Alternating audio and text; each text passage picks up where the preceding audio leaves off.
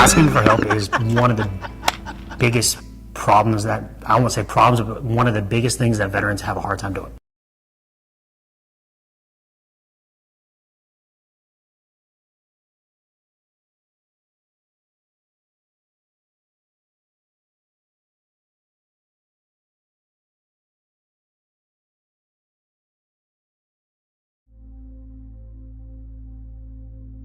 I would have to say yes, and that problem would be lack of treatment and lack of facilities and lack of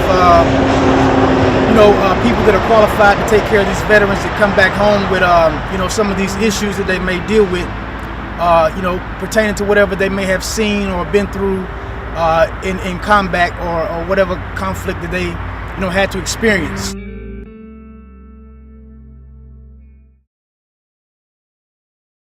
Well, I've seen some of my battle buddies committing suicide. I've seen some people that are reaching out for help and can't get the help they need. I've seen some of the doctors not qualified to diagnose some of these soldiers. I've seen a lot of stuff. Lack of healthcare providers, lack of people that's qualified to teach these veterans the coping skills. I would have to say I don't think we have the adequate help we need because, some doctors are not able to diagnose soldiers with PTSD, so they have to see,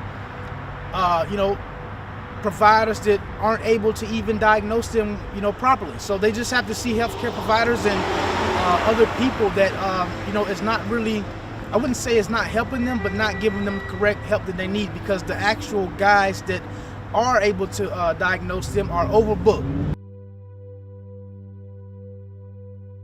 Here in Fayetteville, North Carolina, I would say they have some good programs.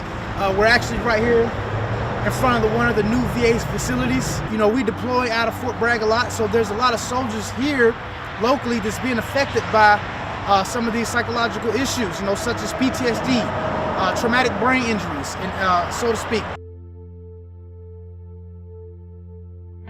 Well, my first suggestion would be to legalize medical marijuana. It's been proven to help soldiers that suffer from PTSD. It's been proven to help people with all kinds of psychological issues. And damn it, they need to legalize it so we can, stop some of these soldiers that's been committing suicide and whatnot.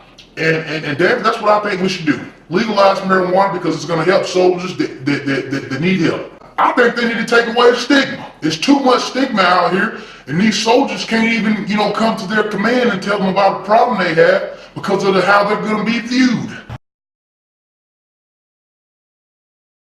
I would say we have a few other sources outside of the VA, not that many though, but there's a local nonprofit organizations that do help veterans around this area. One that I could just think of off the top of my head is there's a Veteran Support Center downtown. So they have different organizations that's trying to step up and put forth an effort to help out. I wouldn't say that they should receive special treatment, but I would definitely say that everything needs to be taken into consideration. Every situation is different. And so if you have a soldier that's returned from combat that may have been exposed to certain things that someone else that did the same exact thing may not have been exposed to, well, what are the side effects? They should receive special treatment. And I say that only because everything should be taken into consideration. So if I'm diagnosed with something, my side effects might be different than the regular civilian. So my case would need to have extra attention. So yes, these soldiers need to be looked at and viewed as, having special needs.